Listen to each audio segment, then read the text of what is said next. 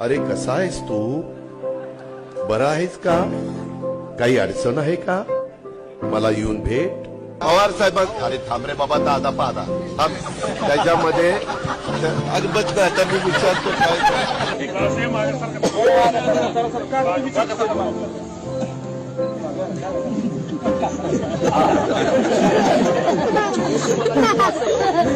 अभी शाम तक रुको, अभी कल शपथ ली है ना उनका समझ में आएगा, मैं तो लेने वाला हूँ.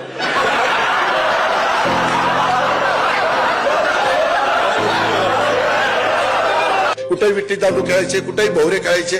आताच्या पोरांना गोट्या माहित नाही. गोट्या माहिती असतील, दुसऱ्या असतील माहिती, परंतु खेळायचे गोट्या माहिती. दिवसा ज्यांच्या बरोबर असाल, रात्री पण त्यांच्याच बरोबर.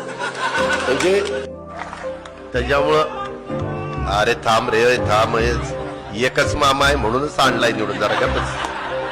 जरा मामीचं पण नाव घे, मामी नाराज होती. इतके चांगले व्यक्तिमत्व आहेत, मग त्यांना कधी राष्ट्रवादीत बोलावं असं नाही वाटलं तुम्हाला? नाही वाटलं, कारण ते राष्ट्रवादी झाल्यानंतर माझंच महत्व कमी झालं असतं ना. त्यांना राष्ट्रवादीत होते कसं आणायचं? अरे आम्ही काय तिथं गोट्या खेळायला आलो? मला याच्यावर कमेंट पाहिजे तुम्ही. यावेळेस पण आम्ही तिघं होतो, कोणत्याची थोडी आतला बदल झाली आहे.